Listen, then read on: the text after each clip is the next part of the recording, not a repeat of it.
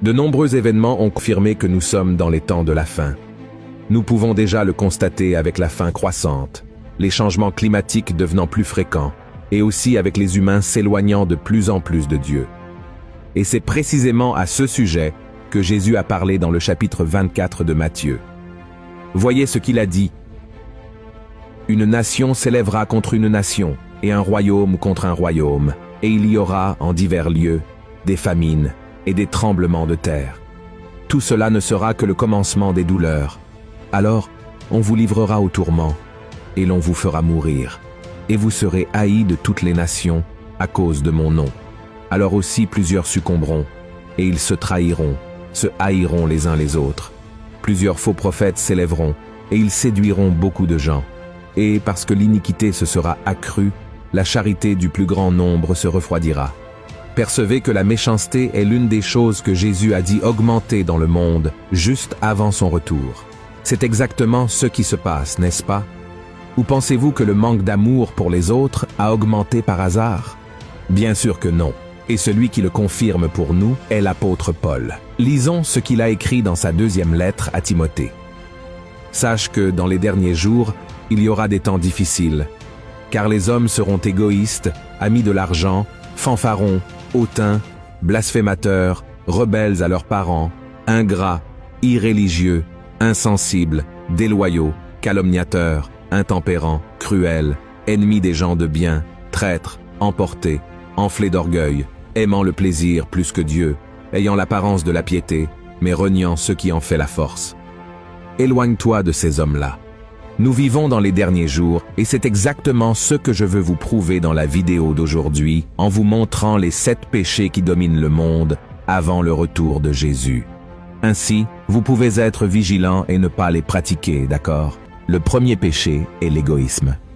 Le premier péché souligné par l'apôtre Paul dans la deuxième épître à Timothée est l'égoïsme. Et si nous l'analysons de près, il se produit déjà avec une grande force.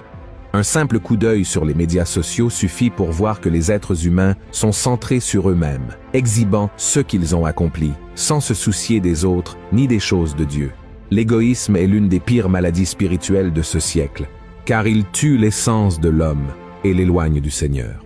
Il va à l'encontre des principaux commandements de Jésus, qui sont d'aimer Dieu de tout son cœur et son prochain comme soi-même.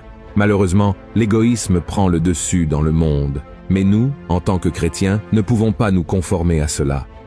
Nous devons suivre les traces du Christ, qui est venu pour servir et donner sa vie pour les autres. Êtes-vous prêt à renoncer à vos désirs pour faire la volonté du Seigneur? Réfléchissez-y. Le deuxième péché est l'avarice. Le deuxième péché que l'apôtre Paul mentionne dans sa lettre est l'avarice, qui n'est rien d'autre que l'amour de l'argent. Et à un autre moment, l'apôtre Paul a dit « Car l'amour de l'argent est une racine de tous les maux, et quelques-uns, en étant possédés, se sont égarés loin de la foi et se sont jetés eux-mêmes dans bien des tourments. » Avez-vous déjà pris le temps de réfléchir à la quantité de crimes commis dans le monde chaque jour à cause de l'argent? Il y a des fraudes, des vols, des homicides, des guerres, des familles sont détruites, et des rêves sont interrompus à cause de l'amour de l'argent. Mais vous voyez, le problème n'est pas l'argent en soi. En fait, c'est un don de Dieu dans nos vies afin que nous puissions subvenir à nos besoins et aider ceux dans le besoin. Le problème réside dans l'attachement aux biens matériels. Et ce verset que nous venons de lire dit que beaucoup, parce qu'ils aimaient l'argent, ont été tourmentés par beaucoup de souffrances. Et c'est exactement ce qui se passe de nos jours. De nombreuses personnes riches, ayant beaucoup de moyens financiers, ont sombré dans la dépression, ont connu l'anxiété et des attaques de panique, tout cela à cause du désir d'avoir toujours plus. Alors, mon cher frère et ma chère sœur, soyez très prudents, car ceux qui placent l'argent en première position cessent de chercher Dieu et s'éloignent complètement de la foi. Le troisième péché est l'immoralité. Le manque de sainteté est un péché qui a dominé le monde entier en ces derniers jours avant le retour de Jésus. Et nous n'avons même pas besoin d'en parler beaucoup, n'est-ce pas? Juste un regard à la télévision ou sur les réseaux sociaux montre des scènes pleines de sensualité et de sexualité. Aujourd'hui, il existe des applications qui rémunèrent les gens pour des photos et des vidéos sensuelles.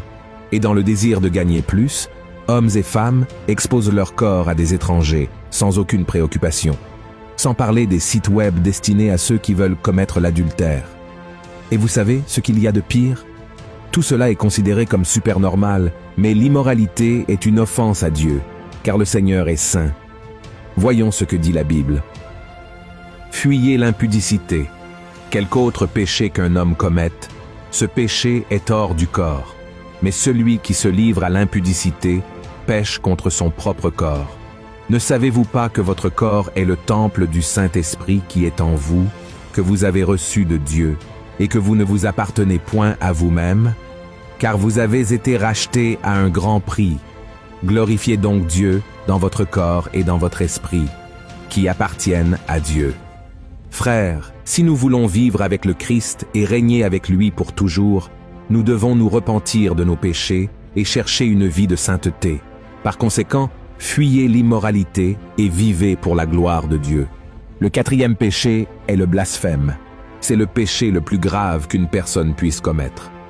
Malheureusement, nous le voyons se produire tout le temps, dans les feuilletons, les films, les séries, la musique et aussi sur Internet. Voyez ce que Jésus a dit. C'est pourquoi je vous dis, tout péché et tout blasphème sera pardonné aux hommes, mais le blasphème contre l'Esprit ne sera point pardonné. Quiconque parlera contre le Fils de l'homme, il lui sera pardonné. Mais quiconque parlera contre le Saint-Esprit, il ne lui sera pardonné, ni dans ce siècle, ni dans le siècle à venir. Blasphémer, c'est parler mal, maudire, offenser, inventer des mensonges.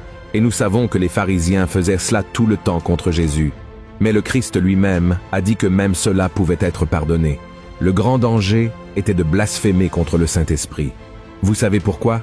Parce que le rôle du Saint-Esprit est de convaincre l'homme du péché et de le conduire à la repentance. Et pour être sauvé, une personne doit se repentir de ses péchés. Celui qui blasphème contre le Saint-Esprit ignore le seul qui peut le convaincre d'abandonner le péché et de recevoir le pardon. Et peut-être que vous vous demandez, ai-je déjà blasphémé contre le Saint-Esprit? Mon frère, si vous êtes repentant, alors vous n'avez pas blasphémé contre le Saint-Esprit. Celui qui blasphème contre le Saint-Esprit ne se sent pas mal ou coupable et n'a pas l'intention de changer sa vie. Jésus a clairement indiqué qu'il ne rejette jamais ceux qui viennent à lui. Confessez votre péché et vous recevrez le pardon. Amen. Le 5e péché est la complaisance. Qui n'aime pas être dans sa zone de confort, n'est-ce pas? Nous aimons que les choses restent telles qu'elles sont et c'est tout. Et l'un des principaux signes que nous sommes complaisants est lorsque nous ne prenons pas de décision ou n'assumons pas de responsabilité qui pourrait nous causer quelque inconfort. Mais pourquoi cela serait-il un péché? Parce qu'il est impossible pour vous de répondre à l'appel de Dieu et de transmettre sa parole aux gens sans sortir de votre zone de confort. L'apôtre Paul a dit que l'Évangile est la puissance de Dieu pour le salut. En d'autres termes, il est capable de transformer la vie des gens et de restaurer les familles. Mais lorsque vous êtes complaisant, au lieu de ressentir le désir de partager l'amour de Dieu, vous vous contentez simplement d'aller à l'église et de penser que vous avez accompli votre rôle de chrétien. Et en ces derniers temps, les distractions et les divertissements augmentent beaucoup.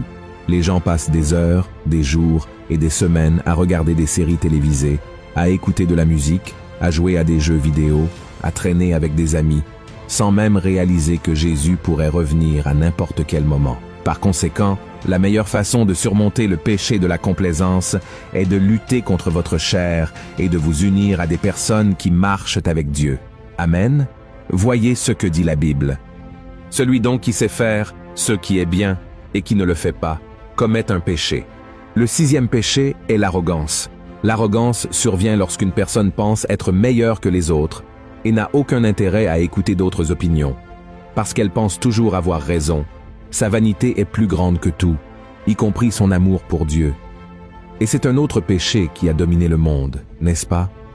Prenez un moment et réfléchissez. Combien de personnes connaissez-vous qui se considèrent plus intelligentes, plus rusées, voire plus spirituelles que les autres? Ils ignorent que l'arrogance ne mène qu'à la destruction et à la séparation de Dieu. Car la Bible dit que Dieu s'oppose aux orgueilleux, mais accorde sa grâce aux humbles. Par conséquent, frères et sœurs, nous ne devrions jamais être arrogants, car Jésus est sur le point de revenir, et seuls ceux qui ont l'humilité de reconnaître qu'ils ne sont rien sans sa grâce et sa miséricorde seront sauvés. car Christ ne sauve que ceux qui se repentent de leurs péchés et croient en lui comme le seul sauveur. Amen. Le 7e péché est l'ingratitude. La Bible dit que l'homme a un cœur trompeur et corrompu par nature, et l'ingratitude en est une conséquence. C'est simplement un manque de reconnaissance envers ceux qui vous ont fait du bien. Soyez honnête, combien de fois avez-vous remercié Dieu pour quelque chose aujourd'hui? Et au cours de la dernière semaine, combien de fois avez-vous dit merci au Seigneur? Lorsqu'une personne devient ingrate, ce n'est qu'une question de temps avant qu'elle oublie qui l'a aidé à accomplir tout ce qu'elle a et qui elle estimated. Et de nos jours, malheureusement, nous avons vu beaucoup de gens comme ça. Ils reçoivent des dons et des talents, sont bénis avec la santé, des biens matériels, et ne reconnaissent toujours pas la main de Dieu et ne le remercient pas pour tout ce qu'ils reçoivent. Et c'est exactement ce qui est arrivé à Jésus quand il a guéri 10 lépreux. La Bible dit que seul un membre de ce groupe est revenu le remercier. Et le Christ lui-même a été surpris du manque de gratitude des 9 autres. Rappelons que cet homme qui l'a remercié n'était même pas juif. Il faisait partie d'un peuple considéré comme inférieur. Et savez-vous ce que cela nous enseigne? Que les personnes qui ont été sauvées par Jésus peuvent tomber dans la même erreur de ne pas reconnaître l'amour et la miséricorde de Dieu parce qu'elles s'y sont habituées. Alors mon frère, rappelle-toi chaque jour le grand œuvre que le Seigneur a accompli dans ta vie et remercie-le beaucoup. Amen. Frères et sœurs, ce sont les 7 péchés qui prévalent dans le monde d'aujourd'hui. Bien sûr, il y en a beaucoup d'autres, mais ce que je veux vous dire, c'est que Jésus est sur le point de revenir. Très bientôt, la trompette retentira et le Sauveur du monde viendra détruire l'Antéchrist, le faux prophète et leur chef Satan. Et comment serons-nous devant cela? Chercherons-nous le Seigneur tant qu'il en est encore temps, ou continuerons-nous à vivre comme si Jésus ne reviendrait jamais? Le choix vous appartient. Alors ne laissez aucun de ces 7 péchés dominer votre cœur. Amen. Si vous avez aimé ce message, partagez-le avec vos amis et votre famille et abonnez-vous à ma chaîne. Que Dieu vous bénisse.